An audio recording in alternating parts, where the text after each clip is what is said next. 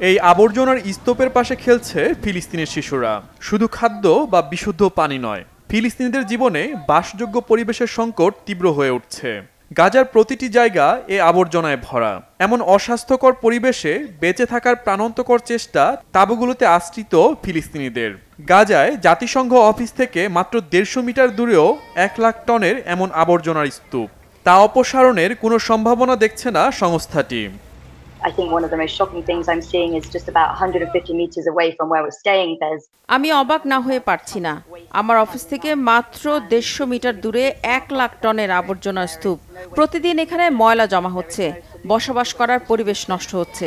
আমি দেখেছি গাজা উপত্যকা জুড়ে কোনো ময়লা আবর্জনা সরানোর ব্যবস্থা নেই, এর কোনো সমাধানও নেই। পরিবেশ দূষণে এখানকার জীবন আরও ভয়াবহ হয়ে উঠেছে। প্রতিদিন এর অবনতি হচ্ছে। ইসরায়েলি হত্যাযজ্ঞের মধ্যে ফিলিস্তিনিরা পরিবেশের এমন কঠিন চ্যালেঞ্জ মোকাবেলা করছে।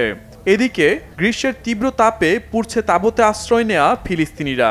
বেশিরভাগ তাঁবু তৈরি প্লাস্টিকের উপাদান দিয়ে, তাই তাঁবুর ভেতরে গরম আরও বেশি অনুভূত হয়। গরমে অসহনীয় হয়ে উঠেছে গাজাবাসীর জীবন। হামলা থেকে বাঁচলেও এমন তীব্র গরমে অনেকের মৃত্যুর আশঙ্কা করা হচ্ছে। It's a very, very difficult situation here right now. হামলা থেকে বাঁচতে ফিলিস্তিনিরা তাঁবুতে আশ্রয় নিয়েছিল, কিন্তু সেখানেও শান্তি নেই। তাঁবুগুলো প্লাস্টিক দিয়ে তৈরি হয়, বাইরের চেয়ে ভেতরে গরম আরও অনেক বেশি। এই গরমে মানুষের বাস করা অত্যন্ত কঠিন, অসহনীয় গরম। যুদ্ধ থেকে বাঁচলেও দেখা যাবে এই গরমেই অনেকের মৃত্যু হয়েছে।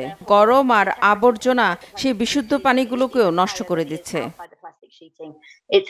It's unbearable. It's really unbearable for people. তীব্র গরম এবং আবর্জনার সাথে যোগ হয়েছে বিশুদ্ধ পানির অভাব। জাতিসংঘ বলছে এমন তীব্র তাপপ্রবাহ আর আবর্জনার মধ্যে বিশুদ্ধ পানি পাওয়া অত্যন্ত কঠিন। বরং এই আবর্জনায় পানি আরও দূষিত হওয়ার সম্ভাবনা দেখছে সংস্থাটি।